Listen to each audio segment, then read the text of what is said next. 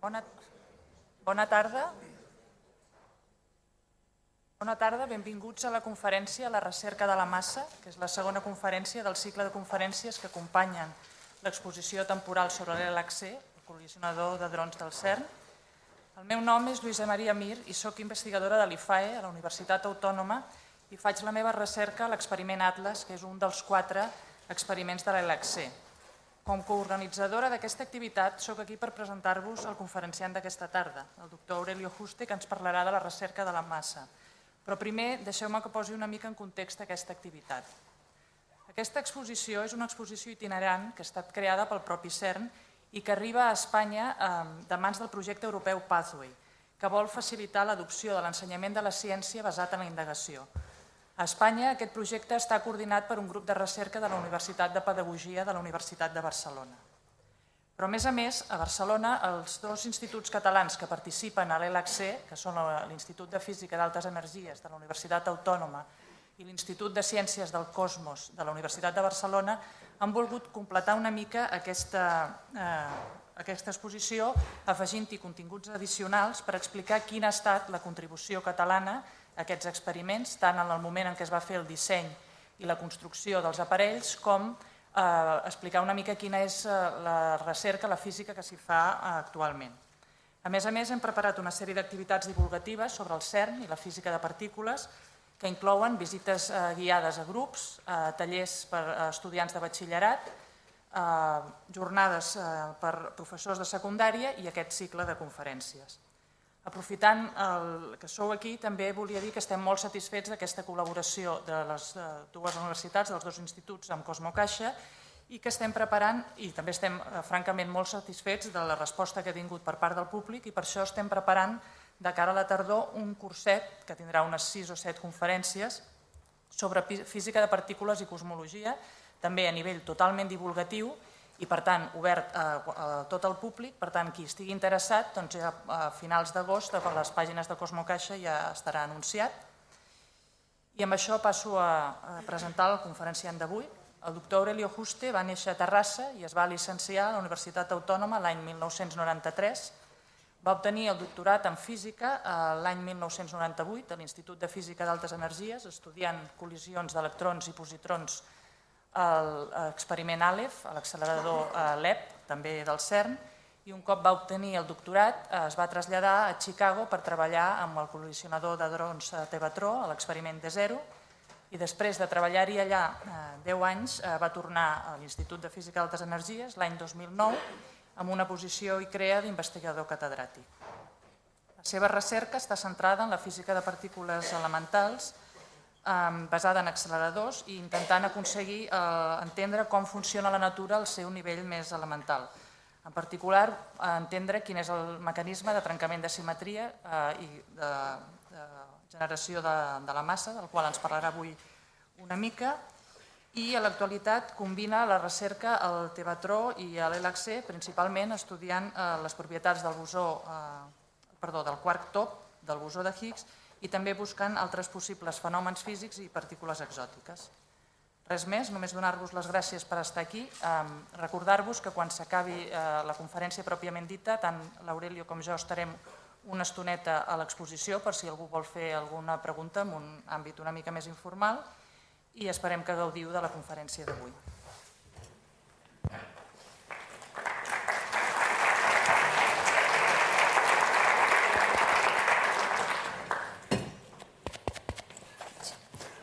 Hola, buenas tardes. Me permiten dar esta conferencia en castellano. Muchas gracias por venir aquí. Realmente estoy encantado de la posibilidad de darles esta presentación sobre la búsqueda del origen de la masa, que como bien saben ha sido un tema que ha tenido mucho interés en el público y naturalmente a nivel científico durante el último año. Empecemos con una breve introducción. Como bien saben, la búsqueda del conocimiento está en la naturaleza humana, es algo que desde el principio de los tiempos el hombre se está preguntando sobre el mundo que le rodea, y uno empieza con preguntas muy simples, como por ejemplo, ¿son estas las huellas de un pingüino?, ¿no? Naturalmente las respuestas a estas preguntas suelen acarrear nuevas preguntas que cada vez son más fundamentales. Uno se preguntaría, ¿cuál es la cantidad de pescado en el entorno? ¿Cuál es la temperatura del agua del océano? cómo está afectado por las corrientes térmicas en el océano y cómo estas están determinadas por la masa de hielo en los cascos polares, cómo se afecta esta masa de hielo por la cantidad de radiación que recibe del Sol, cómo funciona el Sol. Empezamos a ser más fundamentales en nuestras preguntas. ¿Por qué la fuerza nuclear débil es de tan corto alcance? Esto está íntimamente ligado a cómo funciona el Sol. Finalmente, ¿cuál es el origen de la masa de las partículas elementales? Entonces empezamos con una pregunta muy básica y podemos llegar a preguntas más y más fundamentales. Estas son el tipo de preguntas que la física de partículas se plantea. Y naturalmente a veces nos preguntamos, hacemos toda una serie de preguntas y solo para algunas de ellas tenemos respuesta inmediata. En este caso era muy fácil, solo había que esperar que se fuera la niebla y no hacía falta llegar tan lejos, pero tenía su interés el seguir indagando en las cuestiones. Entonces empecemos con una breve introducción sobre qué es la masa. Todos tenemos una concepción de la masa, básicamente del mundo que nos rodea. Vemos objetos más o menos masivos, que pesan más o menos. Solemos confundir masa con peso. Peso es una fuerza. La masa es una propiedad de la materia que no depende de en qué campo gravitatorio está. Pero el concepto de masa en física viene de la confluencia de dos leyes. Todos hemos oído hablar de la gravitación universal de Newton, que dice que la fuerza entre dos objetos con masa es proporcional al producto de la masa de estos dos objetos. Y la segunda ley de Newton, que nos dice que básicamente la fuerza necesaria para acelerar un objeto con masa es proporcional a su masa. Y naturalmente aquí podemos imaginar que este luchador de sumo va a tener una gran inercia a ser movido por parte por el chaval. Bueno, esta es la masa, en los conceptos de masa en física. Más adelante Einstein revolucionó un poco este concepto introduciendo esta ley de equivalencia entre masa y energía. La famosa ley que dice energía en reposo es igual a masa por velocidad de la luz al cuadrado. ¿Qué nos está diciendo esto? Básicamente que cualquier cuerpo con masa, esa masa se puede convertir en energía y viceversa. Eso quiere decir que este luchador de sumo, si lo reemplazásemos por el equivalente de su masa, pura energía aquí en este punto, seguiría ejerciendo el mismo tipo de resistencia al movimiento. Y de hecho es el caso. Básicamente este luchador de sumo, como veremos más tarde, es pura energía. Y la ley de Newton, de Einstein se cumple muy bien. Bueno, antes de entrar en estos temas, quería un poco sumarizar ¿cómo entendemos el universo hoy en día? Estamos hablando de la materia ordinaria que experienciamos cada día, pero hemos aprendido en los últimos 20 años que esto solo constituye 4% de la masa del universo. Ha sido una gran revolución el darnos cuenta de que 22% de la masa del universo es una materia oscura, que no son partículas que conocemos en absoluto, y que juega un papel fundamental en la evolución, en la formación de las galaxias. Por ejemplo, una galaxia normal que vemos aquí en realidad está rodeado por un halo de materia oscura enorme que no podemos detectar porque interacciona muy débilmente con el resto de partículas, pero que podemos ver su efecto gravitatorio. De hecho, yendo más allá a nivel cosmológico, esta telaraña que vemos aquí, los puntos amarillos son cúmulos de galaxias. La telaraña en sí es materia oscura. Las galaxias se crean en los puntos digamos, de esta telaraña que está dominada por la materia oscura. Esta es la materia que ha dominado la evolución del universo durante mucho tiempo. Pero aún más sorprendente ha sido el hecho de que hemos descubierto que del orden del 74% de la masa del universo es una energía diferente a nada que conocemos, una forma exótica de energía, permea todo el universo y ejerce una fuerza gravitatoria repulsiva. Esto es muy contrario a la intuición. El universo empezó con una gran expansión, se expandió muy rápidamente. En un momento dado, la materia oscura empezó a ralentizar esa expansión, pero lo que uno esperaría, que cada vez esa expansión sería más y más lenta, no ocurre. En un momento dado de la evolución del universo, la energía oscura domina y empieza a expandirse de nuevo cada vez más rápido. En principio, esperamos que el universo pueda acabar completamente diluido en unas dimensiones enormes. Bueno, estos son problemas muy complicados que son obviamente el objeto de una investigación muy activa en el campo de cosmología y naturalmente hay conexión con la física de partículas. Últimamente esperamos que podamos entender el universo a nivel de física de partículas, incluso a nivel de su posible origen. Pero bueno, son problemas muy complicados y hoy quisiera centrarme más en el 4% de la materia ordinaria que podemos investigar en el día a día y con el tipo de herramientas que podemos construir en la Tierra. y de hecho investigando la materia ordinaria podemos llegar a tener incluso indicaciones de soluciones a estos otros problemas que están un poco más fuera de nuestro alcance, pero que de todas maneras seguimos investigando activamente. Bueno, como sabemos, la materia ordinaria está constituida por átomos. De hecho, ya en el 400 a.C. Demócrito tuvo esa intuición y lo puso muy claro. Y no se equivocó mucho, ¿no? Como sabemos, está constituida de átomos, y ya durante el siglo XIX fuimos capaces de entender los diferentes tipos de materia que tenemos a nuestro alrededor, con diferentes propiedades químicas. El hidrógeno es explosivo, el helio es un gas noble que es muy estable. ¿Cómo es posible? Básicamente podemos clasificar esa materia en base a sus propiedades químicas y está determinada por qué tipo de átomos lo componen. Si miramos qué es un átomo, estamos hablando de dimensiones infinitamente pequeñas, ¿no? 10 a la menos 10 metros es el diámetro de un átomo, y sabemos que está formado por un núcleo denso con carga eléctrica positiva y capas de electrones con carga eléctrica negativa. Se fueron descubiertos respectivamente por Thomson y Rutherford. El núcleo tiene unas dimensiones que es 4 órdenes de magnitud más pequeño que todo el átomo. Realmente el átomo está básicamente vacío. Es el equivalente de poner una canica en el centro del campo de fútbol. Ese es el núcleo, el público es la nube de electrones. Entonces, bueno, pero el comportamiento del átomo está regido por una serie de leyes muy rígidas, determinadas por la mecánica cuántica en particular. Sabemos que solo puede haber en cada una de estas capas de electrones 2 electrones, y cuando completamos esas capas adquirimos elementos que son cada vez más estables, como el helio, ¿no? El helio es un núcleo positivo con 2 electrones. Naturalmente este núcleo tiene que tener carga positiva de 2 unidades de la carga del electrón para ser un núcleo neutro, un átomo neutro. Pero bueno, para entender el funcionamiento incluso de los átomos, tuvimos que revolucionar nuestro entendimiento del universo introduciendo conceptos como muy contrarios a la intuición humana, como que vienen, por ejemplo, en la mecánica cuántica, ¿no? La dualidad entre partículas y onda. Sabemos, hoy en día ya estamos acostumbrados a pensar que la luz que percibimos como onda se puede reflejar, se puede difractar, también tiene un carácter de partícula, de corpúsculo, el fotón, el que detectamos vía el efecto fotoeléctrico. Eso es algo que estamos acostumbrados a pensar en ello. Bueno, las partículas de materia, como los electrones, también tienen este carácter dual de onda y partícula. Es fácil imaginar esto simplemente con esta analogía, ¿no? Una gota de agua se comporta como una partícula, cuando la pones sobre una superficie puedes generar ondas sobre ese agua, ¿verdad?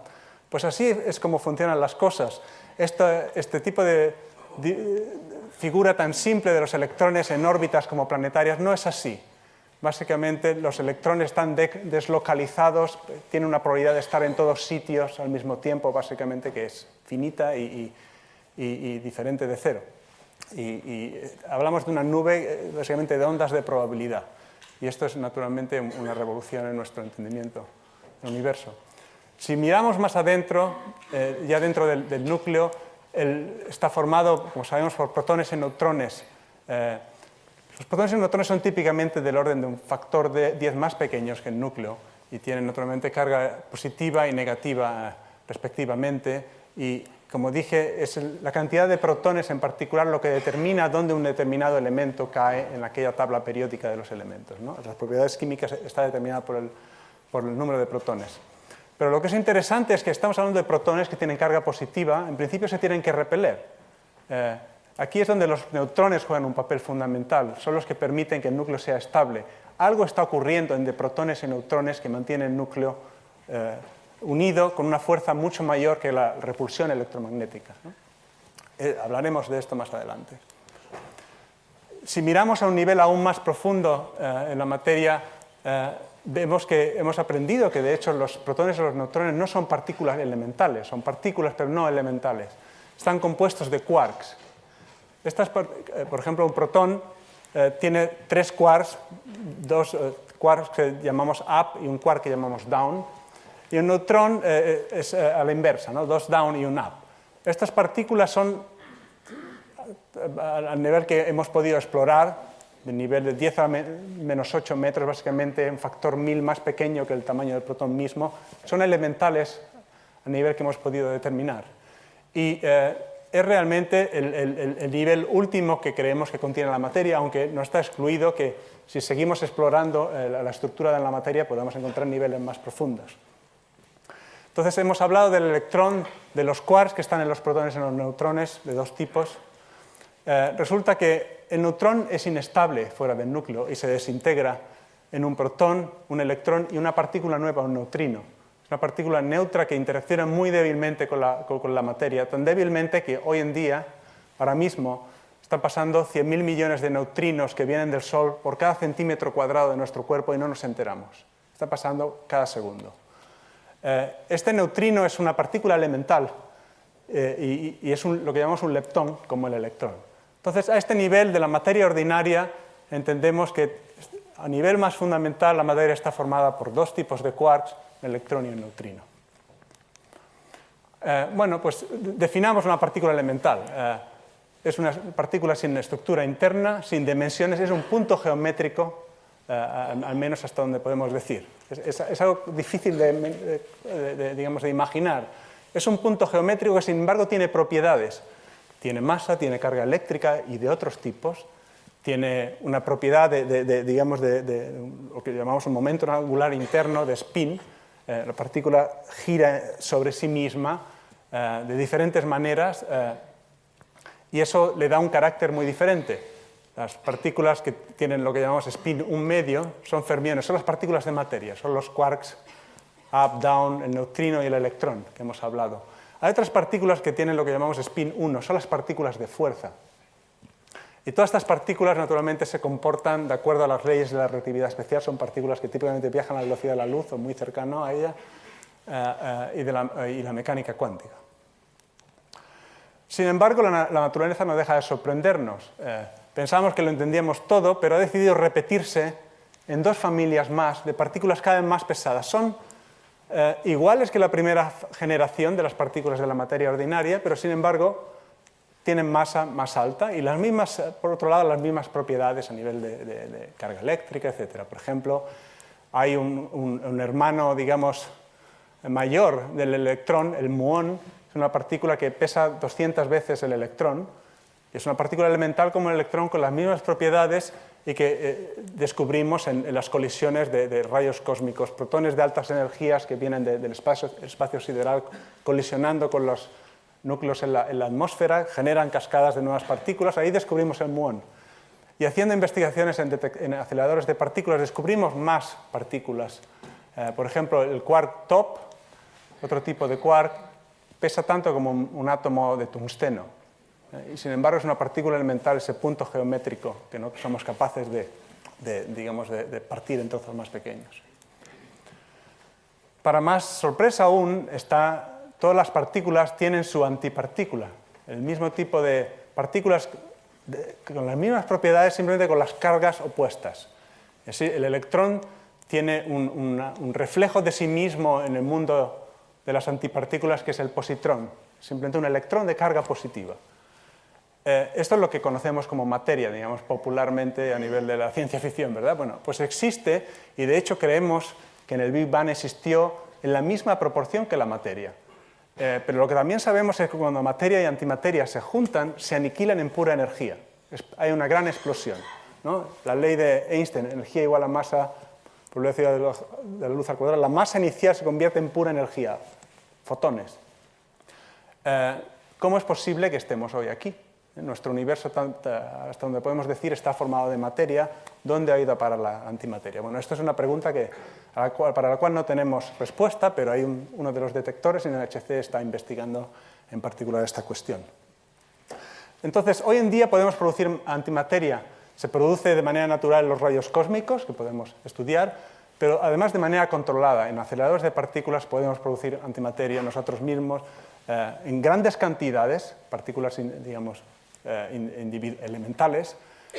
Incluso somos capaces de atrapar algunas de estas partículas y ligarlas. Podemos coger un antiprotón y un positrón y formar un átomo de antihidrógeno y estudiarlo y compararlo con el átomo de hidrógeno que tenemos a nuestro alrededor y ver si es diferente. Bueno, pues hemos hablado de las partículas, hablemos de las fuerzas. Estas partículas naturalmente van a interaccionar entre ellas y conocemos 4 fuerzas en la naturaleza. La fuerza con la que estamos más familiarizados es la fuerza electromagnética, a la cual voy a asignar una magnitud 1. Esa es nuestra referencia porque es, básicamente todo lo que vemos en esta sala estaba regido en gran nivel por la fuerza electromagnética. Pero luego está la fuerza que mantiene ligados esos quarks de los que hablamos dentro del protón. Fuerza fuerte es 100 veces más fuerte que la fuerza electromagnética.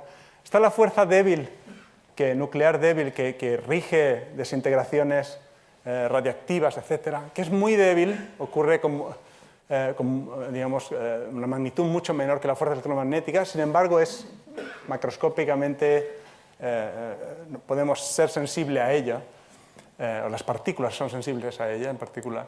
Y luego está la gravedad, que es 38 órdenes de magnitud más débil que la fuerza electromagnética. A este nivel, las partículas básicamente no sienten la fuerza de la gravedad y la vamos a despreciar. Estas 3 fuerzas son realmente las que estudiamos en más detalle y bueno, esto es un hecho fortuito y de agradecer porque simplemente no sabemos cómo construir una teoría cuántica que incluye la gravedad por hoy en día. Nuestras matemáticas nos dan infinitos, está la teoría de supercuerdas que quizás sea capaz de hacer esto, pero no hay una demostración cuantitativa de su viabilidad.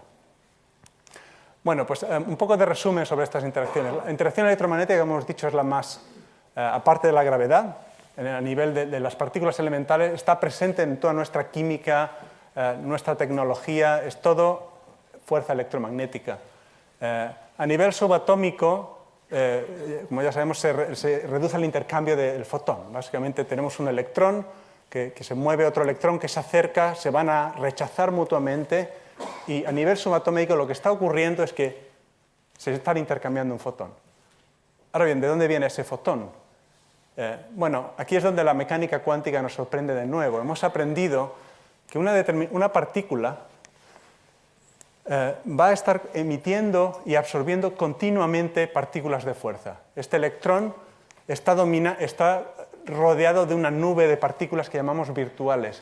Son partículas virtuales porque pueden ser mucho más energéticas que el electrón mismo. Esto viola el principio de conservación de la energía. Este electrón puede emitir un fotón que es increíblemente energético y esto está permitido siempre y cuando lo reabsorba antes de que nos demos cuenta.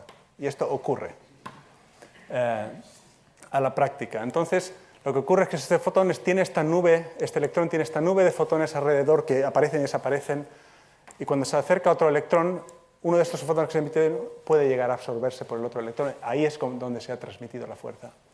Bueno, así es como funciona la fuerza electromagnética. Todas las fuerzas funcionan así. Aquí lo he ilustrado con el fotón. Este electrón puede estar generando otras partículas mucho más exóticas a su alrededor, que somos capaces de ser sensibles a ellas vía interacción con este electrón.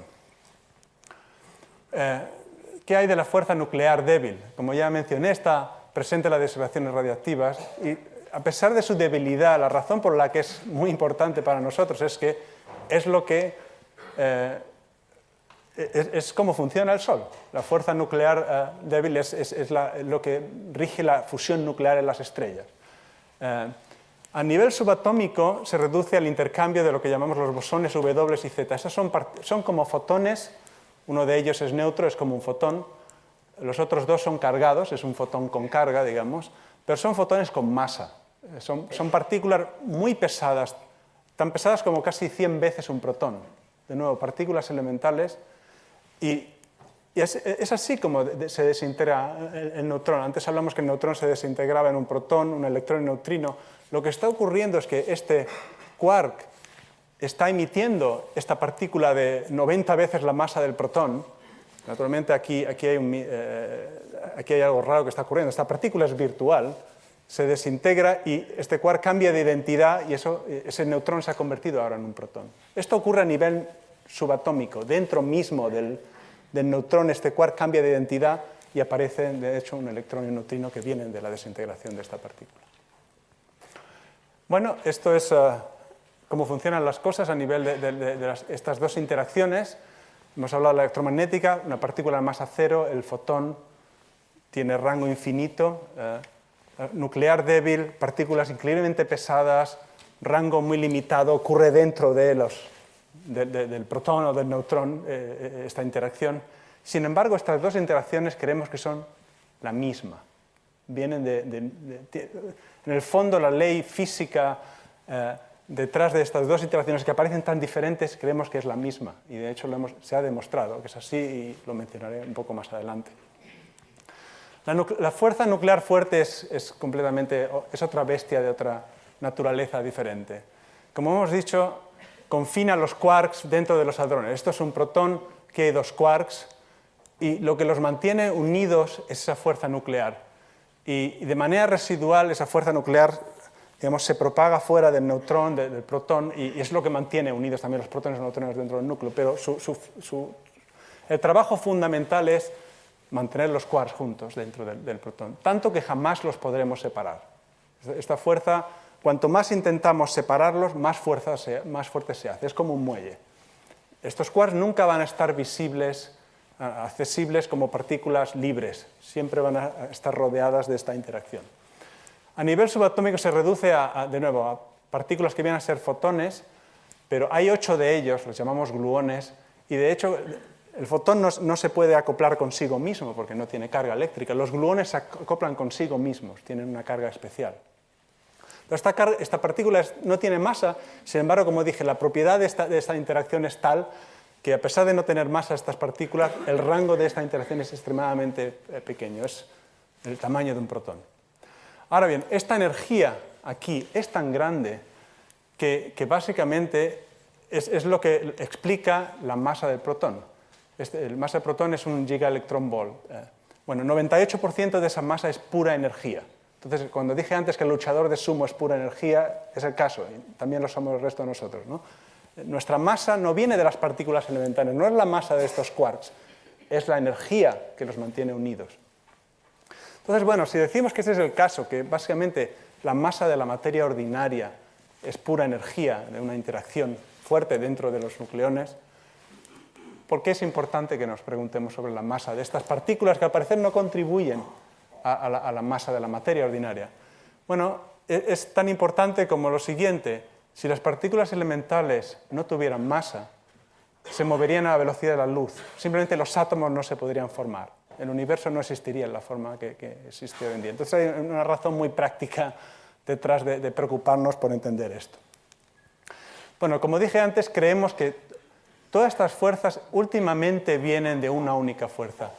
Al principio del universo creemos que había una única fuerza que a medida que el universo llamémoslo superfuerza, se expandió y se enfrió, empezó a fraccionarse en fuerzas que aparentemente son diferentes. La gravedad se fue por aquí y aquí otra única fuerza que unía a todas estas tres, la nuclear débil, electromagnética, la fuerte. En un momento dado la fuerza nuclear fuerte se fue por su lado a energías muy altas y adquirió una identidad muy diferente de las otras, y la fuerza electrodébil subsistió hasta una billonésima de segundo, a partir del cual se fragmentó en la fuerza nuclear débil, unas partículas muy pesadas que transmiten la interacción, y la fuerza electromagnética. Esto, de hecho, sabemos que ocurre. Somos capaces de estudiar la fuerza electrodébil en su forma unificada. Ahora lo que queremos saber es si el resto ocurre. Si yendo hacia atrás en el tiempo, estudiando las interacciones, podemos determinar si se van uniendo hacia una única superfuerza que posiblemente existió al principio del universo, hace 15.000 millones de años. Bueno, pues tenemos un modelo teórico muy exitoso. El modelo estándar tiene estas tres familias de fermiones, las partículas de materia, estos bosones, estas partículas que transmiten interacciones, la electromagnética, la nuclear fuerte y la nuclear débil. Y realmente somos capaces de escribir las ecuaciones en una taza de café. Es realmente una teoría extremadamente elegante. Hay un pequeño problema. La consistencia matemática del modelo requiere que todas las partículas no tengan masa. Y ahí es otra razón por la que tenemos que preguntarnos si entendemos por qué las partículas tienen masa. Como ya hemos visto, ¿no? Si ponemos algunas de las partículas elementales en la tabla periódica, el quark top es tan pesado como un átomo de tungsteno que tiene pues, 80 o 90 protones. El bosón de Z también es extremadamente pesado. Un quark B es como un átomo de helio. Esto es realmente muy contrario a la observación, entonces hay un problema con la teoría, esto se ha roto y tenemos que entender si podemos solucionar, porque la teoría funciona muy bien, solo hay este pequeño problema, que solo funciona para partículas sin masa, ¿no? Bueno, resulta que hay una solución, y es la solución que estos señores idearon en los años 60, ¿no? El campo de fuerza de Higgs. Ahora estamos hablando de una nueva fuerza, de hecho. Cuando dije que había 4 fuerzas en la naturaleza, bueno, ahora deberíamos decir hay una quinta, y ahora sabemos que es el caso. Imaginemos el siguiente escenario, un campo de fuerza con unas propiedades muy peculiares, ¿no? Permea el espacio en todo el universo, es como si estuviéramos en una gran piscina, ¿no? El agua sería el campo de fuerza de Higgs, no nos daríamos cuenta que estamos en el agua, pero estamos inmersos en ello. No tiene fuente, cuando el campo electromagnético emana de partículas cargadas y acaba en partículas cargadas. Este campo de fuerza no tiene fuente, existe en todas partes, todo el tiempo. No tiene dirección, es lo que llamamos un campo escalar, y tiene el mismo valor en todas partes, es como si tuviéramos una habitación a una temperatura constante, cada punto de la habitación tiene un valor de temperatura, este es el campo de Higgs, ¿no? Un valor constante en todos sitios. Pero además tiene una propiedad de que tiene una carga, el electrodébil. Bueno, ¿qué hace esto? Bueno, lo que ocurre es lo siguiente, este campo que existe aquí vemos una animación, para una partícula sin masa puede pasar y no interacciona con él. Cuando viene una partícula como un quark top, empieza a interaccionar con él y se ralentiza. Esa partícula que antes iba a la velocidad de la luz, ahora se ralentiza, su energía cinética se convierte en lo que conocemos como masa. Y es la razón por la que determinadas partículas adquieren masa. Bueno, pues básicamente es la resistencia al movimiento de esas partículas en el campo de Higgs. Bueno, pues esto es el campo de Higgs. ¿Qué es el bosón de Higgs? Bueno, es la partícula elemental que está asociada con este campo de Higgs. De la misma manera que al campo electromagnético de todos los días le asociamos el fotón, como es su excitación, digamos, cuántica, hay una partícula, llamamos el bosón de Higgs, que es la excitación cuántica del campo de fuerza de Higgs. De nuevo ilustrado aquí, el campo de fuerza de Higgs sería este fluido que permea el universo, y una fluctuación de este fluido, una onda en este fluido, se puede convertir en una partícula, sería la gota de agua, ¿no? En este caso invertido el proceso. Entonces, para demostrar que el campo de fuerza de Higgs existe, la única manera es encontrar el bosón de Higgs. Y la única manera de encontrar el bosón de Higgs es hacer vibrar el vacío. Y tenemos que hacerlo con suficiente energía para que ese campo que está en todos sitios fluctúe y aparezca una partícula.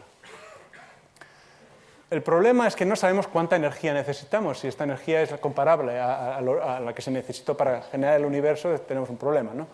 La teoría no nos dice. La teoría funciona muy bien si ponemos a mano un bosón de Higgs, un campo de Higgs con determinadas propiedades, todos los problemas matemáticos se van, somos capaces de explicar la masa de las partículas, bien. Pero la masa del bosón de Higgs mismo no lo predice y tenemos que, de manera experimental, tratar de averiguar cuál es. Tenemos indicaciones en base al éxito de la teoría, es autoconsistente, nos permite interpretar otras medidas, y la interpretación de esas otras medidas nos dice que el bosón de Higgs puede tener una masa del orden de entre 100 y 200 veces la masa del protón, pero no sabemos exactamente cuándo. Probablemente 100 o 200 veces la masa del protón, eso es mucha energía, hace falta aceleradores muy potentes para poder crear esta partícula, básicamente de la nada, y es parte de la razón por la que ha llevado 50 años desde que se postuló este mecanismo de dar masa a las partículas hasta hoy en día el tener la tecnología suficiente para poder descubrirlo. Entonces, las colisiones de partículas elementales va a ser nuestra herramienta, es la única manera que sabemos de hacer vibrar el vacío con suficiente energía. Lo más eficiente es si podemos colisionar una partícula contra su antipartícula, porque como ya dije, eso se va a convertir en pura energía. Todo va a energía, toda esa masa va a energía de manera 100% eficiente. Aquí esto es para ilustrar un poco qué ocurre en una colisión de partículas. En realidad, en el mundo cuántico las cosas son muy diferentes, ¿no?, de cómo percibimos a nivel microscópico. Es el equivalente a coger una fresa y una antifresa, hacerlas colisionar y en vez de obtener mermelada, de pronto aparece un plátano y una rana y cualquier otra cosa, ¿no? es cómo funciona el mundo. Las partículas elementales las podemos hacer colisionar, esa energía se puede usar para generar masa que no está contenida dentro de esas partículas, es algo diferente. Se ha creado a partir de la energía. Naturalmente, cuanto más energía pongamos, más sorpresas podemos tener, digamos, a nivel de lo que se puede crear. Bueno, pues en ese sentido, los colisionadores de partículas nos permiten viajar en el tiempo, porque como ya he dicho, cuando colisionamos partículas a suficiente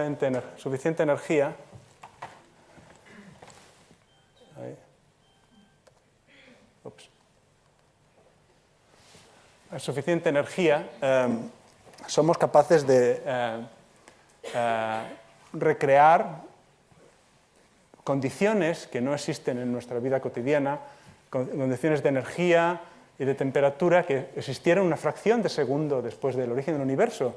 Estamos hoy en día aquí, 15.000 millones de años después del origen del universo, con nuestros aceleradores somos capaces de ir atrás en el tiempo a una billonésima de segundo después del origen del universo. Podemos recrear el tipo de materia y de fuerzas que existieron en esa época del universo, que eran completamente diferentes.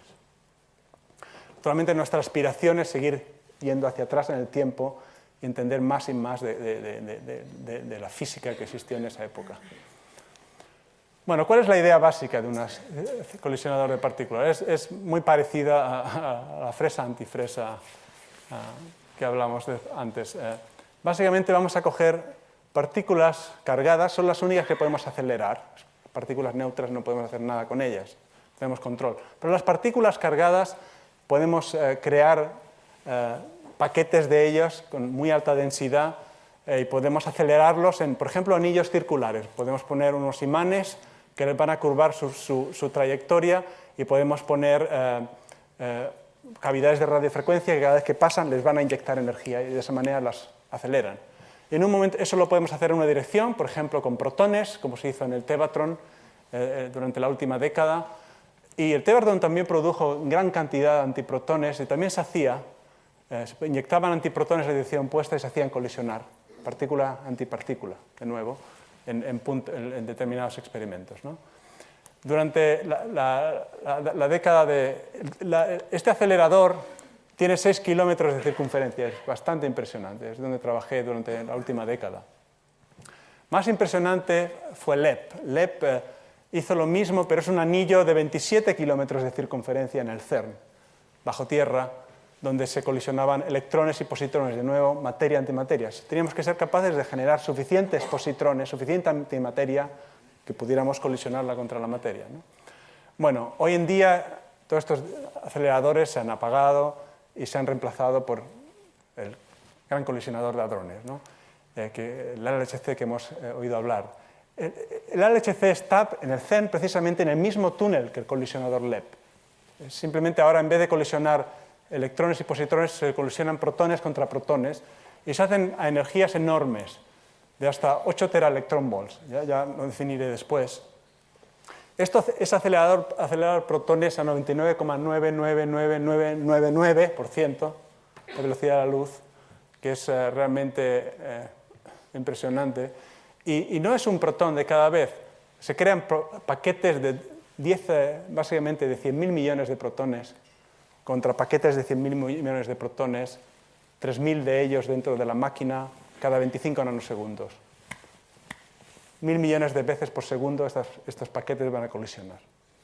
Naturalmente, esto requiere una tecnología, llegar a poder hacer esto que ha sido el proceso de 20 años de diseño y construcción de esta máquina y de los detectores que están asociados. Entonces, es un reto tecnológico de enormes proporciones, como he mencionado, ¿no? 8 teraelectronvolts son 8 billones de electronvolts, 8.000 veces la masa del protón. ¿Vale? Esto parece suficiente para generar un bosón de Higgs. Si está entre 100 y 200 veces la masa del protón, esto parece como una buena inversión. Un electronvolt, si se recuerdan, se han estudiado una vez en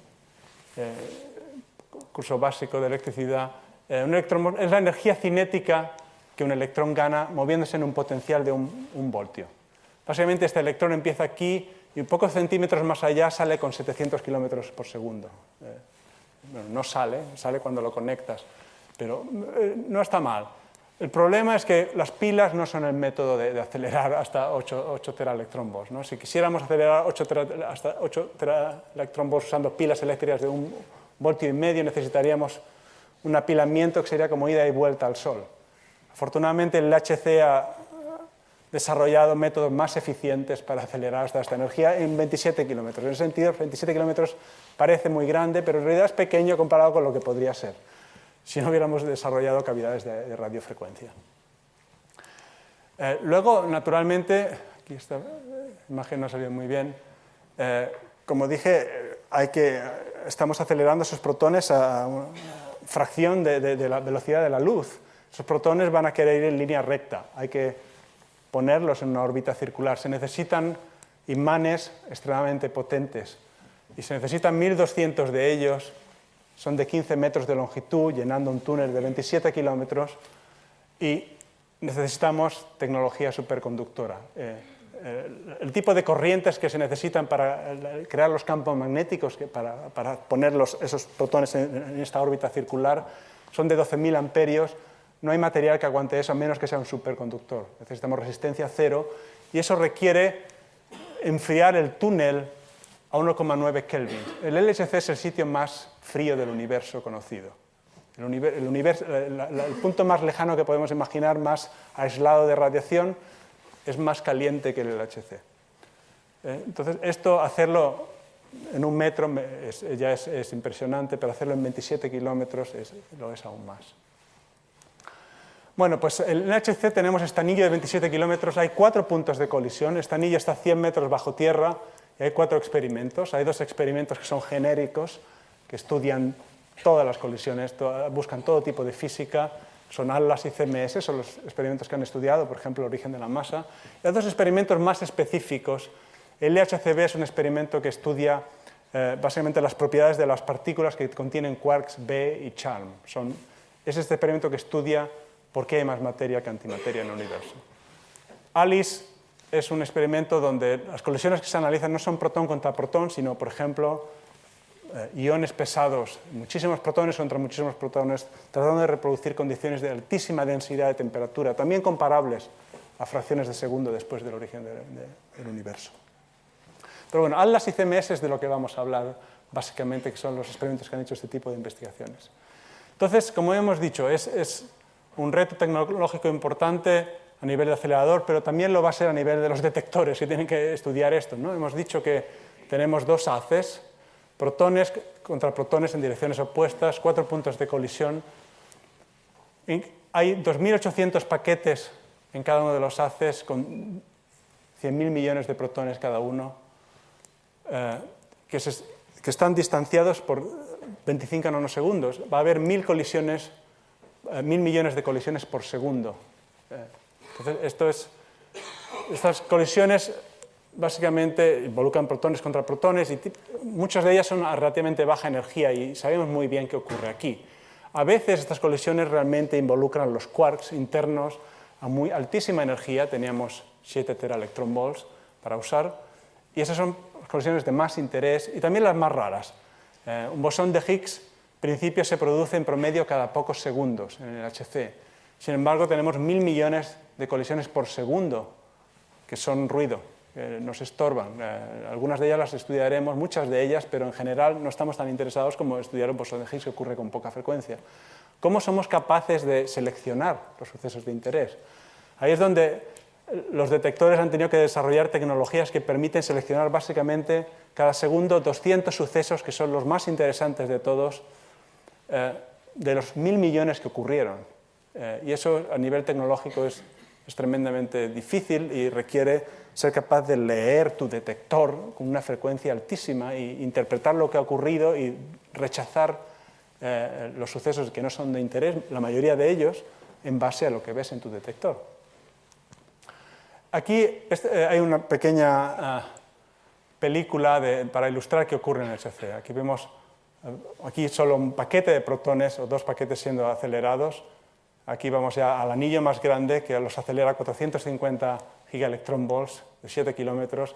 Ahora vamos al LHC de 27 kilómetros. Eventualmente colisionaremos a 14 teraelectronvolts. Y aquí veremos simplemente un protón moviéndose por el túnel dentro del túnel de vacío, dentro del tubo de vacío, y acercándose al detector. Como he dicho, aquí hay un protón con sus quarks moviéndose y va a haber 10 a la 10 protones, o 10 a la 11 protones por cada uno de los paquetes. Y aquí es donde vemos qué ocurre cuando dos de ellos colisionan. Naturalmente, lo que está saliendo aquí son partículas que no existen dentro del protón. Son partículas nuevas que tenemos que estudiar. Estas partículas van a atravesar nuestro detector dejando señales eléctricas que tenemos que interpretar y ser capaces de entender qué está ocurriendo a nivel fundamental. Bueno, pues han visto la idea. La idea es que vamos a tener que rodear ese punto de colisión con capas de detección que sean capaces de decirnos qué está saliendo de la colisión. Y el principio básico de un detector de partículas es muy simple. Hay detectores de traza que van a registrar la ionización que las partículas cargadas depositan. Básicamente no las alteran su movimiento, simplemente registran un poco de energía y ven por dónde pasan y somos capaces de identificar las partículas cargadas. Las partículas electromagnéticas como, no sé muy bien, electrones y fotones van a depositar toda su energía en lo que llamamos un calorímetro electromagnético. Seremos capaces de saber cuánta energía tenían. Lo mismo ocurrirá con los protones, los neutrones, las partículas hadrónicas, en lo que llamamos el calorímetro hadrónico.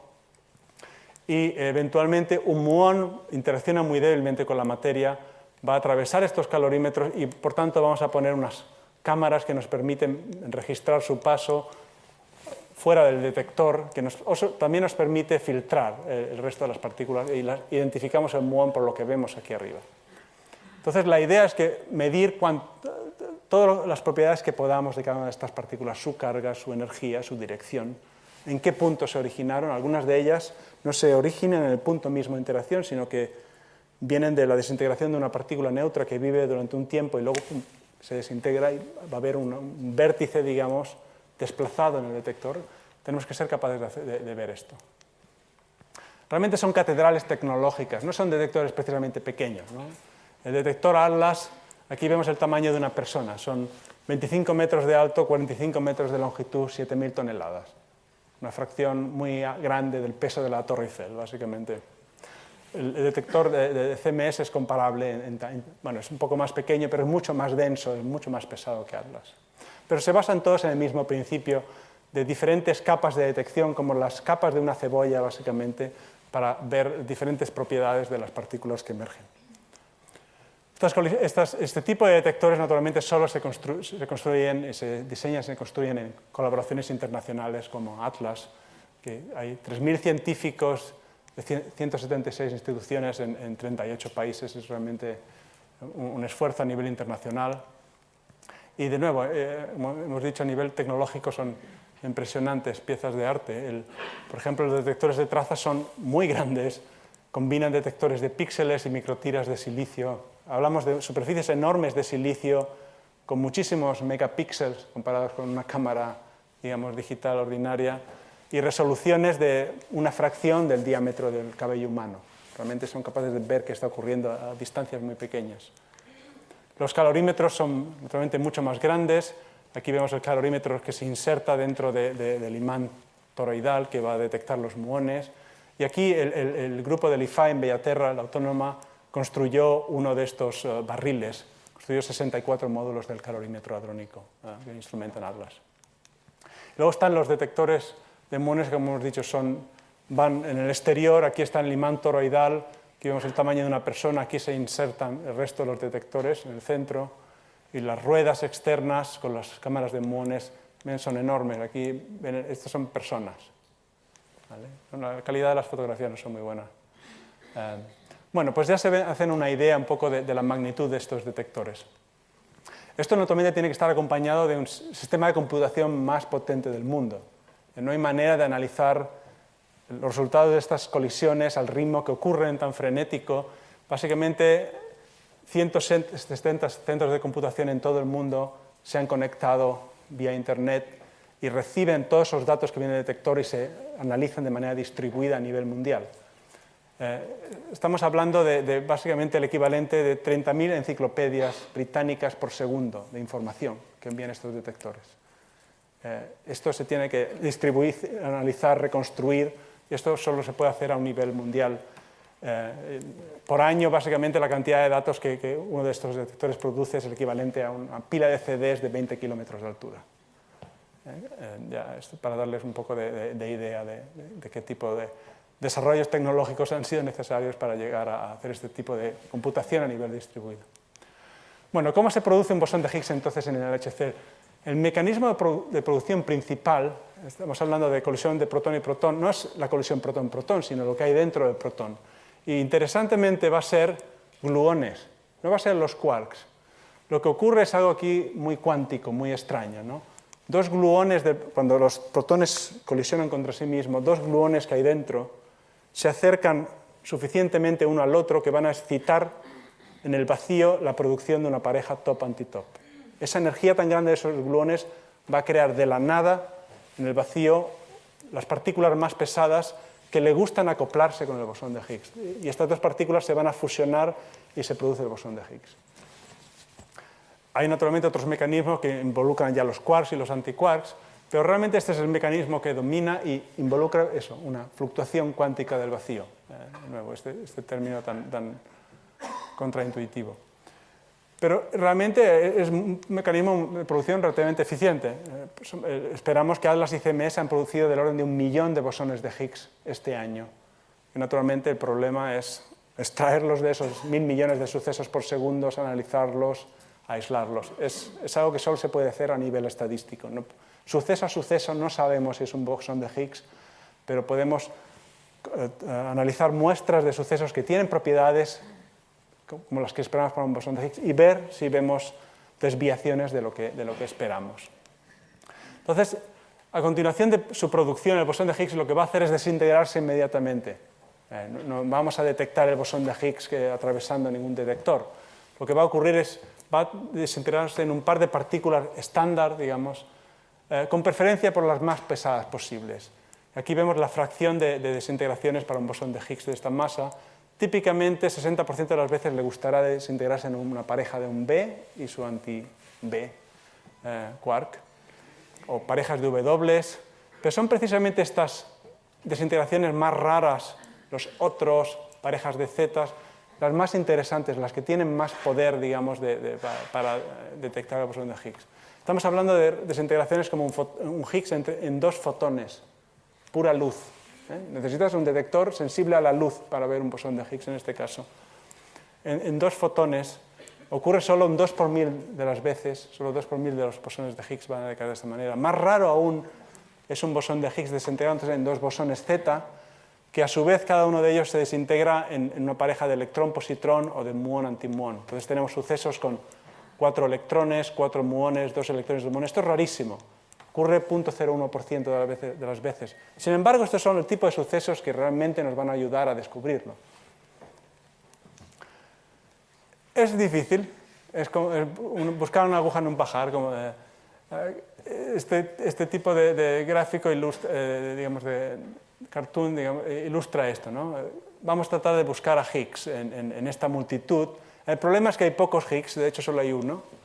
Y hay muchos que se parecen, pero no son un bosón de Higgs, ¿vale? Son sucesos que tienen propiedades parecidas, pero no lo son, nos están engañando, o los errores de nuestros detectores, o simplemente que a nivel de física tienen características parecidas, aunque no son el tipo de suceso que nos interesa. Este es el problema, que hay mucho ruido y pocas nueces, básicamente. Entonces, aquí es fácil. Si alguien de ustedes lo había encontrado ya, está aquí. Prueben de nuevo. No hay que desanimarse, esto es más fácil que buscar el bosón de Higgs en el LHC. La única razón por la que es posible es por la tecnología de la que hemos hablado, el tipo de detectores que se usan, que son extremadamente sofisticados. No necesitamos confiar en el ojo humano. Entonces, la manera más sencilla de descubrir una partícula es la manera, si uno quiere tener un premio Nobel, es quizás lo primero que hay que aspirar, es encontrar un pico en una distribución. ¿Cómo se hace esto? Como hemos hablado básicamente todo el tiempo de partículas que desintegran. Es raro que haya partículas estables. Las partículas que nos interesan se desintegran. Y de hecho, si somos capaces de medir esos productos de desintegración, y es por eso que construimos ese tipo de detectores, lo que podemos hacer es medir básicamente la dirección, la energía de esos productos de desintegración y reconstruir cuál es la masa original de la partícula. Hay una fórmula que nos da la masa a partir de los productos de desintegración. Y podemos dibujarlo en una distribución. Para cada uno de los sucesos, llenar una entrada en este histograma. Si tenemos suerte, vamos a encontrar picos. Esos picos son resonancias, son partículas que existen ahí, que en este caso desintegran en una pareja de un muón positivo y un muón negativo. Hay 10 partículas en esta distribución y a ojo uno puede ver los picos, están aquí. Son todas partículas compuestas, estos son lo que se llaman mesones, están formados en una pareja quark-antiquark, y algunos de ellos dieron lugar a premios Nobel, de hecho funcionó. Aquí está el bosón Z, se desintegra una pareja muón-antimuón, podemos verlo básicamente a ojo como el pico en esta distribución, está a su masa de 90 gigaelectronvolts. Y naturalmente estamos buscando partículas más pesadas que se desintegran en este tipo de estado final, yendo más allá, pero la idea es básicamente esta. Podemos tratar de reconstruir un bosón de Higgs como un exceso en una distribución de masa. Para ello, naturalmente, tenemos que usar estados finales de desintegración que nos permiten reconstruir todo lo que hay, básicamente, todo lo que viene de ese bosón de Higgs. Aquí hay un ejemplo de un suceso, de un candidato, porque no sabemos suceso a suceso, de un bosón de Higgs desintegrándose en 2 fotones. Lo que vemos en el detector es poca actividad, algunas trazas, que hemos dicho que podemos reconstruir los detectores de trazas, y 2 depósitos muy grandes en el calorímetro electromagnético sin traza que apunta a ellos, que indicaría una partícula cargada. Estos son candidatos a fotones y de hecho es un buen candidato a un bosón de Higgs. Esto es lo que un bosón de Higgs, la pinta que tendría, si no fuera porque hay muchos otros procesos que no son bosón de Higgs, te dan 2 fotones también. Un bosón de Higgs yendo a 2 bosones de Z, yendo por ejemplo a 2 electrones y 2 muones, sería algo así. De nuevo también un suceso muy limpio para los estándares del LHC. 2 muones que atraviesan todo el detector y depositan energía en las cámaras de muones con su traza. 2 depósitos de energía en el calorímetro electromagnético con una traza que apunta a ellos, partículas cargadas. Perfecto, esto es un candidato limpísimo.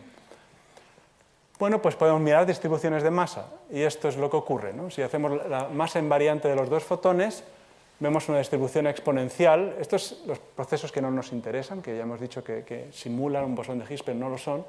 Pero de pronto, en un lugar determinado de esta distribución, aparece un exceso sobre, digamos, lo que uno extrapolaría o uno pretendería que sería la continuación de la distribución bajo este pico. Y está a una masa de 126 gigaelectronvolts, básicamente en el rango que la teoría nos decía que podríamos encontrar algo. Esto es muy interesante si ocurre en un experimento, mucho más interesante si ocurre en el experimento de al lado, que tiene 3.000 científicos independientes que típicamente no se hablan entre ellos. Y es un detector diferente, con problemáticas diferentes. Y naturalmente ya preparas el viaje a Estocolmo, básicamente, si empiezas a mirar en otro tipo de procesos, como los 2 zetas yendo a 4 leptones, y ves lo mismo. Aquí es mucho más limpio y mucho menos sucesos que pueden emular esta asignatura. Aquí vemos un pico, un exceso, con más fluctuaciones, y aquí también. Bueno, a nivel del año pasado, 4 de julio, algunos de los excesos eran menos significativos, pero tenían un margen de error del orden de 1 en 100.000. ¿Vale? Hoy en día, con los datos que se han analizado, y esto está reflejado en algunas distribuciones, la probabilidad que nos hemos equivocado es 1 entre 100.000 millones. ¿Vale? Esto no ocurre por azar más que a ese nivel, 1 entre 100.000 millones. Esto es suficiente para, a nivel de física de partículas, el estándar, suficientemente amplio, digamos, para anunciar un descubrimiento. Esto es lo que ocurrió el 4 de julio en el CERN, y naturalmente el director del CERN no tuvo problema en decir, lo tenemos, después de 20 años, esto es no ambiguo, no hay problema, no hay preocupación de que nos hayamos podido equivocar.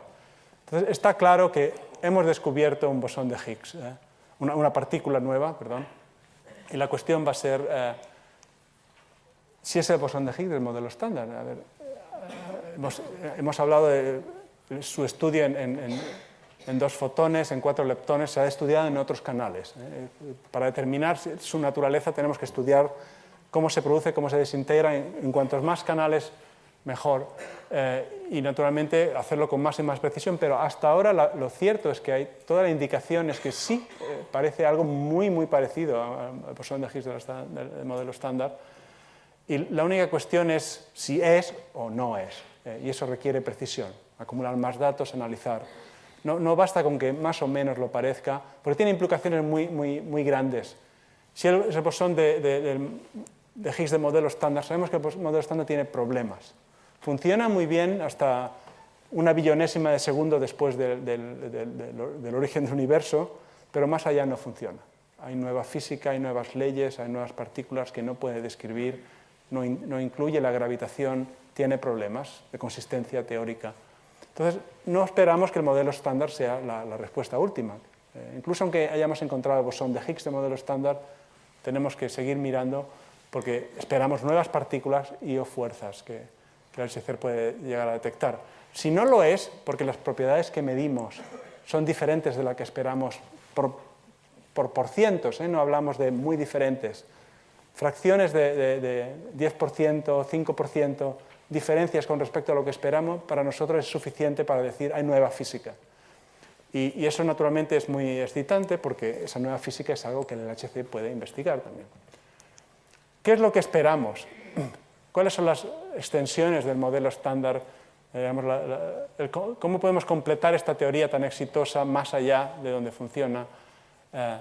Y basándose en lo que hemos aprendido hasta hoy en día, ¿qué creemos que es lo más prometedor? ¿En qué dirección pueden ir los tiros, básicamente? Una opción muy prometedora, y que realmente es consistente con todo lo que se ha medido durante décadas de investigación, no está excluida, son dimensiones espaciales extra. Esto es algo muy revolucionario. Estamos acostumbrados a pensar que vivimos en 3 dimensiones espaciales, derecha, izquierda, arriba, y además añadimos el tiempo, una 4ª dimensión, pero puede ocurrir que a nivel microscópico, esto es lo que vemos a nivel macroscópico, pero a nivel microscópico haya dimensiones adicionales, son tan pequeñas que no podemos detectar, no nos podemos colar por ellas, no podemos pasar a otra dimensión. Pero si fuéramos suficientemente pequeños, sí, viviríamos en un mundo con unas dimensiones extras y es como un objeto tridimensional que mira a un objeto bidimensional, que no conoce la noción de hacia arriba, ¿no? Tendríamos ese tipo de percepción de la naturaleza si realmente pudiéramos probar que estas dimensiones existen. Y las colisiones en el LHC nos permiten estudiar esta hipótesis. Y estas teorías no son simplemente especulativas, tienen un formalismo matemático muy potente y son muy predictivas, solucionan muchos problemas del modelo estándar y hay muchas razones para pensar que puede ocurrir. Por ejemplo, explican por qué la gravedad es mucho más débil que el resto de las fuerzas, eso es algo que el modelo estándar no explica en absoluto. ¿Por qué hay partículas mucho más masivas que el otro? ¿Por qué el fotón no tiene masa o el electrón tiene una masa pequeñísima y el quark top pesa como un átomo de tungsteno? No sabemos. Y este tipo de teorías puede explicarlo. El origen de la materia oscura, ese 22%, estas teorías tienen partículas adicionales que se comportan como debe comportarse una partícula que cree el tipo de efectos que la materia oscura genera a nivel macroscópico, a nivel gravitacional. Claro, en este caso, si vivíamos en un universo con dimensiones extra, desde nuestra perspectiva, el bosón de Higgs, nuestra perspectiva 4-dimensional, no sería nunca más una partícula elemental, aunque lo sea a nivel multidimensional. Desde nuestra perspectiva, desde nuestro ángulo de visión, veríamos una partícula compuesta, con más estructura interna. Si analizamos el bosón de Higgs, tendría comportamiento típico de una partícula compuesta, y es por eso que tenemos que medir sus propiedades con altísima precisión, para ver si vemos esas desviaciones que nos indican que es una partícula compuesta, por tanto, que puede haber dimensiones extras. Naturalmente, estas teorías predicen partículas exóticas mucho más pesadas también, que el LHC tiene suficiente poder, digamos, para producir. La otra opción muy excitante es supersimetría. Aquí, de nuevo, es un concepto revolucionario. Hemos hablado de las partículas de materia, los fermiones, los bosones, las partículas que transmiten fuerzas. ¿Qué ocurriría si ahora cada una de esas partículas tuviera una imagen con la otra característica. Si el electrón, que es un fermión, tuviera un electrón supersimétrico, una sombra en un mundo supersimétrico, que es un bosón. Bueno, eso soluciona muchísimos problemas. Nos permite explicar la simetría entre la materia y la antimateria en el universo, nos permite ir a 10 a la menos 35 segundos después del origen del universo, unificar la fuerza electrodébil con la fuerza nuclear, incluso explicar el origen de la materia oscura. Es interesante que en este caso no hay uno, sino 5 bosones de Higgs. Entonces, eso también se va a traducir en que ese bosón de Higgs que hemos descubierto a lo mejor es uno de 5 y naturalmente puede tener propiedades diferentes de las que esperamos para un bosón de Higgs del modelo estándar. Y naturalmente están todas estas partículas supersimétricas que son muy pesadas y que se están buscando intensamente en el HC. El descubrimiento de supersimetría no necesariamente va a venir a través de descubrir anomalías en el bosón de Higgs, sino realmente descubrir una partícula supersimétrica, un quark supersimétrico. Esas búsquedas también están procediendo en el LHC. Bueno, pues concluiré aquí. Espero que hayan disfrutado de la presentación, hayan adquirido la noción de que realmente el LHC es un proyecto científico y tecnológico de una envergadura increíble. Incluso en los 3 primeros años de funcionamiento ya ha descubierto una partícula que básicamente altera a un cierto nivel nuestra percepción de la realidad. Tenemos al principio una explicación de por qué las partículas adquieren masa, partículas elementales, y naturalmente este no es el final. El LHC tiene un programa de 20 años. Ahora ha parado este año durante 2 años para prepararse para subir la energía aún más, doblar la energía de esos 7 teraelectronvolts a 13 o 14 teraelectronvolts. Y esto naturalmente va a aumentar básicamente nuestro poder de resolución, de investigar escalas más y más pequeñas, energías más y más grandes, tiempos más y más remotos. Y puede de nuevo dar lugar a descubrimientos que pueden alterar de manera radical como vemos el universo, por ejemplo, la existencia de dimensiones extras o de estas partículas supersimétricas. Todo esto naturalmente va a responder a muchas preguntas, esta investigación durante los próximos 20 años, y espero que también genere muchas más preguntas. Muchas gracias.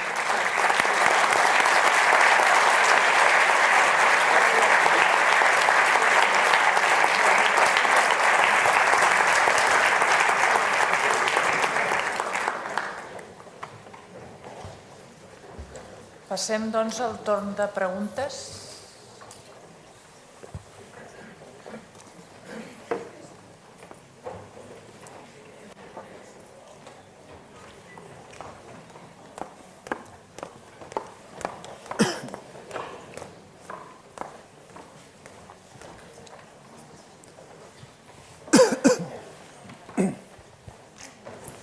Hola, bona tarda. Moltes gràcies per la xerrada, és molt interessant tot aquest món. Jo fa molt de temps que vaig a darrere dels que fan didàctica d'aquest món i m'apassiona realment, tot i que diguem-ne que amb el contacte m'he començat a fer preguntes una mica potser estranyes, potser perquè sóc així per a punyetes i li busco les voltes. M'agradaria saber, no he arribat a demanar mai perquè és una mica impertinent i demano disculpes si la pregunta no és pertinent, però tot això em recorda el model tolemaic, el model astronòmic de Ptolemeu. Aquell que anava complicant el sistema cada vegada per explicar, postulava observacions antilògiques, bueno, va cap enrere perquè li posem una esfera més i així ja ho expliquem. Va arribar el senyor el Copèrnic i de cop i volta tot estava meridianament clar, tot allò era una palla mental increïble que durant segles havia enrederit la ciència i havia malbaratat talent científic de moltes generacions. I jo estic veient aquest moment de la ciència una mica en aquest paral·lelisme en el que es dediquen milions d'inversions en instruments científics que proporcionen umbrals d'observació que no es poden aprofitar al seu potencial màxim perquè no és un instrumental científic que està diguem-ne que infrautilitzat o que necessites 20 anys per construir un instrument científic que després les seves dades trigaràs 10 anys en analitzar-les. Tot aquest moment de la ciència m'estic demanant, no estarem anant per un camí totalment equivocat que seria molt més fàcil de reeixir parant un moment i mirant què ens estem deixant enrere? Totes aquestes inconsistències teorètiques no ens estaran dient alguna cosa sobre el que estem fent malament? Sí. Bueno, hay varios aspectos de tu pregunta que quisiera matizar. Bueno, para empezar, creo que estamos en la dirección antitolemaica, de hecho. No estamos complicando cosas de manera arbitraria. Esto es ciencia, y la ciencia se rige por la observación, naturalmente. Y la observación aquí es extremadamente precisa, extremadamente ambiciosa. Cada vez construimos instrumentos que cuestan años y muchísimo dinero, que nos permiten realmente probar nuestras teorías más allá y más allá y más allá. Y naturalmente nos cuestionamos constantemente su validez y en ningún momento pensamos que hemos llegado al final. Sabemos que somos conscientes perfectamente de las limitaciones de la teoría. Esta es una descripción matemática que funciona a un nivel de precisión. La teoría, por ejemplo, el modelo estándar, la teoría científica más exitosa de la historia. Es capaz de predecir, tiene predicciones con precisiones de 10 a la menos 6, 10 a la menos 10. No hay cuestión de duda de que funciona a un nivel más que aceptable. La cuestión es que toda teoría científica tiene su validez y en un momento dado, cuando la construyes en base a lo que conoces y en lo que crees que matemáticamente es consistente y elegante y factible, pero en un momento dado la realidad te puede poner en su sitio y a veces desarrollas tu teoría y haces una investigación para validarla y la invalidas. Y es como progresamos. Invalidamos la teoría, empezamos de cero. Hace mucho tiempo que eso no ocurre. El modelo estándar y otras teorías anteriores, la gravitación de Newton, era muy exitosa en el rango del sistema solar, pero si quieres estudiar perturbaciones muy pequeñas necesitas la relatividad general, que es, por cierto, una teoría muchísimo más elegante, más consistente matemáticamente. No la invalidó, simplemente la extendió. La teoría de Newton sigue siendo válida en un régimen restringido. Esperemos que con el modelo estándar va a ocurrir lo mismo. Es una teoría que hasta 1 billonésima de segundo después del origen del universo es válida, es capaz de explicar casi todo. Más allá no. Y con esas investigaciones nos cuestionamos dónde falla y queremos completarla, ¿no? Entonces yo creo que es diferente. Construir estos detectores, estos aceleradores, operarlos lleva tiempo y se hace porque uno quiere estudiar en detalle la naturaleza. Analizar los datos, esto es cuestión de meses. Básicamente estas colaboraciones producen resultados varias veces al año. Hay conferencias internacionales en verano, en la primavera, en el otoño, y siempre se están presentando resultados nuevos. A nivel de interaccionar con la teoría, con la comunidad teórica y reevaluar dónde estamos, qué hemos aprendido, cómo corregimos cosas, eso ocurre constantemente. No es algo que espera de décadas. Bueno, yo quiero empezar por agradecer esta conferencia tan espléndida y que he disfrutado tanto. Y me han surgido muchas preguntas y voy a seleccionar 3, a lo mejor alguna un poco ingenua, y las formulo las 3 a la vez y supongo que las respuestas llegarán una después de la otra. La primera es, ¿cómo puede fragmentarse esa superfuerza inicial? ¿Por qué motivo? ¿Por qué va a generar 4 interacciones distintas? La otra, si en algún momento se ha hablado de que puede haber una emisión y absorción de una partícula de fuerza que sea más energética que la original o algo así, y eso no lo detectamos, pero se ha afirmado que ocurre en la práctica. Entonces no puedo entender cómo se puede afirmar que ocurre en la práctica si no lo detectamos. Y la tercera pregunta sería, esto de que exista un campo sin fuente, como el campo de Higgs, es realmente, suena ya como a cosa muy mágica y a mí me hace pensar en el éter, que era lo que tenía que solucionar la vida con los problemas de la velocidad de la luz, ¿no? Bueno, esas serían mis tres Recuérdame preguntas. algunas de las preguntas. No son ingenuos en absoluto, ¿eh? Nosotros nos hacemos estas preguntas día a día. Muchas de estas investigaciones involucra conceptos tan contrarios a nuestra experiencia que realmente es difícil visualizar y a veces simplemente puedes entender lo que ocurre vía las matemáticas. Pero bueno, empecemos por la primera pregunta, la fragmentación de la fuerza. Bueno, eso es algo que a ver, es difícil de explicar y parte de la razón es porque no tenemos una teoría consistente que funciona hasta el origen del universo. Creemos que supercuerdas quizás llegue un día a ese nivel, pero por ahora es simplemente un juguete matemático, básicamente. Pero la idea aquí es el concepto de simetría y de ruptura espontánea de la simetría.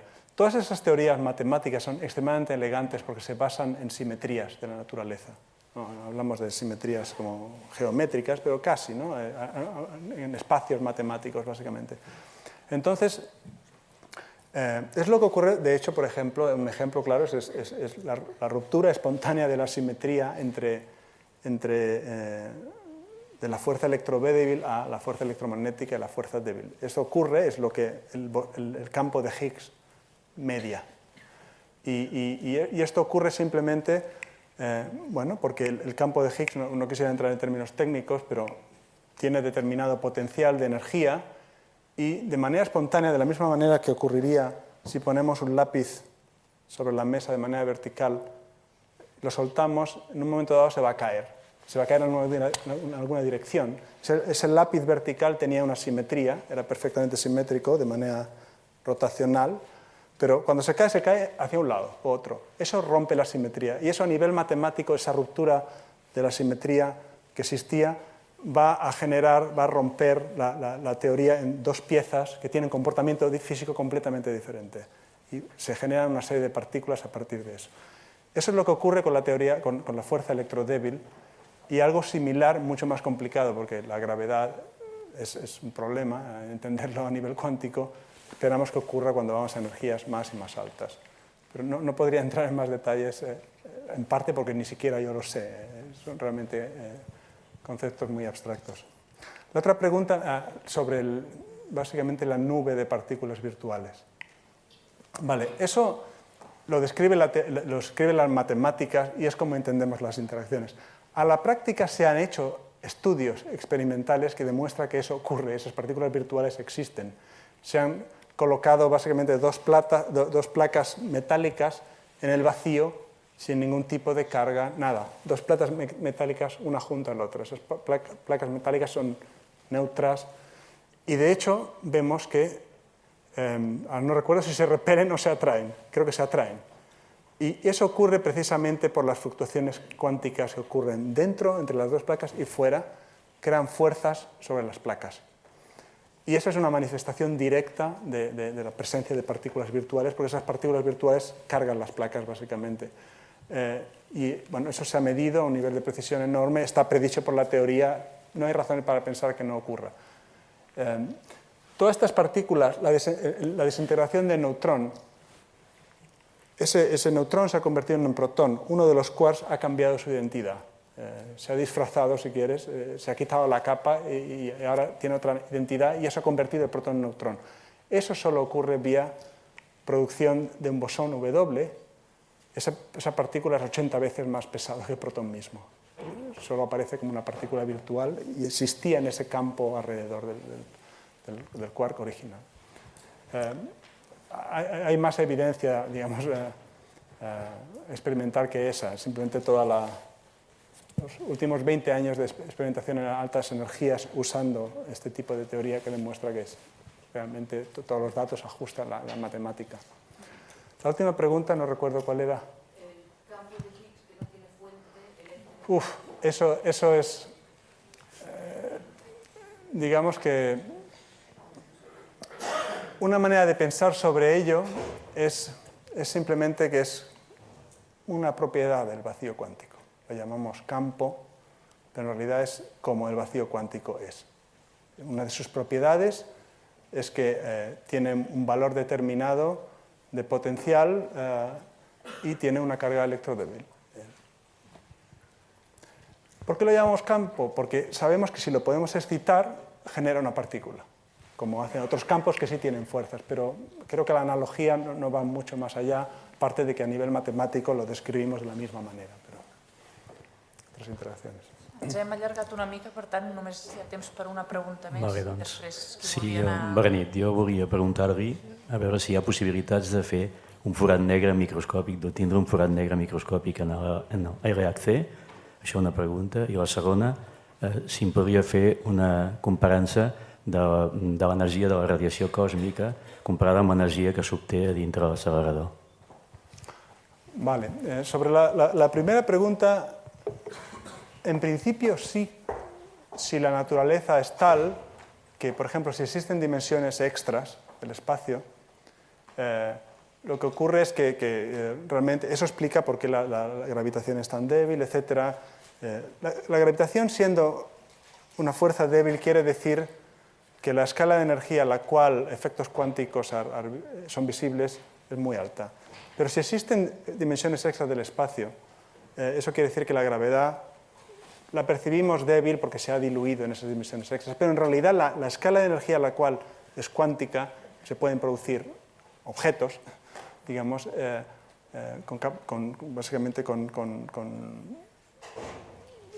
carga gravitatoria, si uno quiere, como un agujero negro sería, es mucho más baja y podría ser la energía que el LHC puede alcanzar. En principio, eso depende de cómo sea la naturaleza. Por ahora, lo que sí sabemos es que las matemáticas nos dicen un agujero negro microscópico se desintegra inmediatamente. Y de hecho, si se están produciendo los rayos cósmicos, estamos bombardeados por partículas que son aceleradas por campos galácticos, campos magnéticos a nivel galáctico. Esas partículas pueden alcanzar energías mucho más altas que el LHC, naturalmente no 1000 millones de veces por segundo, con una frecuencia mucho menor, pero la Tierra durante su historia ha sido bombardeado por esas partículas durante millones de años a energías más altas. Si se pudieran hacer esos agujeros negros y esos agujeros negros pudieran crecer y tragarse la Tierra, ya hubiera ocurrido. La evidencia es que estamos aquí. Entonces, creemos que sí es posible, pero agujeros negros microscópicos no nos preocupan. De hecho, sería genial, porque podríamos estudiarlos, tendríamos una visión de la gravedad cuántica, podríamos desarrollar esa teoría, podríamos saber que vivimos en un mundo con dimensiones extras.